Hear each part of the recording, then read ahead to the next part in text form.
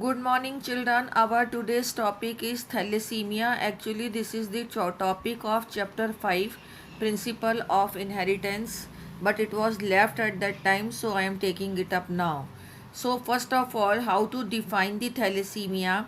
That it is a autosomal linked recessive disease, blood disease, and it is transmitted from the parents to the offspring, and condition is that both the partners are unaffected, or they are the carrier for the gene, or they are heterozygous. Again I am repeating, this is an autosomal linked recessive disorder which is transmitted from the parents to the offspring when both the parents are unaffected carriers for the gene, or they are heterozygous for the character.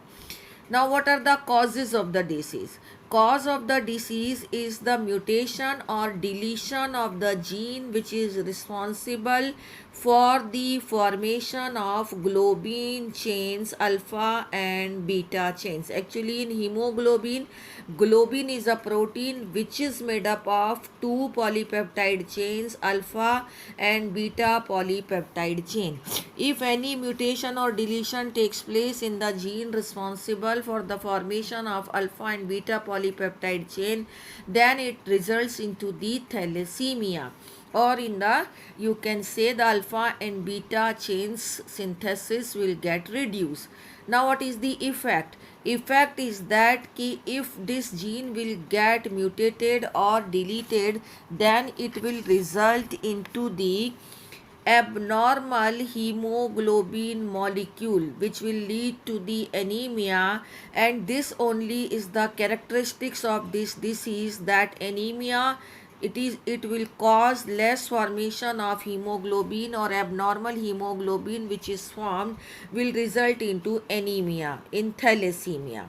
Now this disease can be categorized as alpha thalassemia and beta thalassemia. In alpha and it is on the basis of which hemoglobin chain is affected. Okay, in alpha thalassemia the alpha globin chain is affected. Alpha globin chain is affected in alpha thalassemia, and in this alpha thalassemia is actually in which alpha globin chain is affected. So that alpha globin is actually controlled by HB1 and HBA1 and HBA2 genes lying on 16 chromosome of each parent. So these are the two genes on each parent's chromosome 16 number. So then it will become 4 genes because 2 are present on each chromosome of each parent.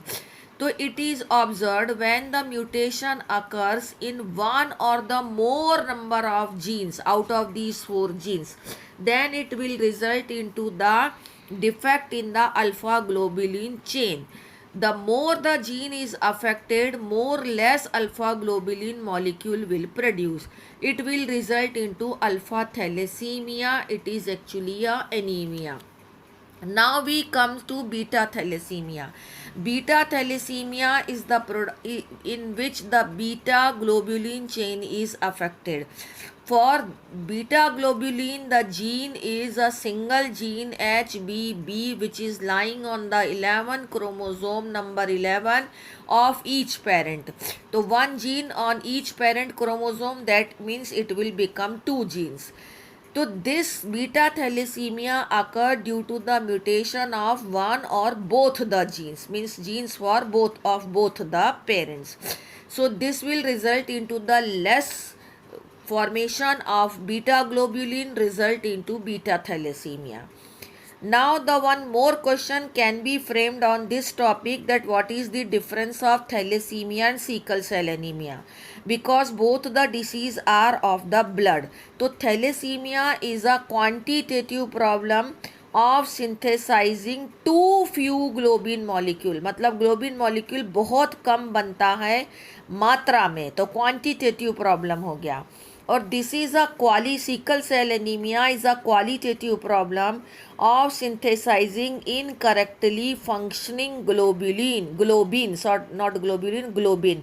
So here incorrect globin molecule is formed which functions less. This topic we have already done when we were discussing the Mendelian disorders at that time. So in this, non-functional or less functional globin protein is formed, and here the too few amount, in amount it is too few globin molecule is formed. So it is a quantitative problem and it is a qualitative problem. Thank you. This is all about this disorder.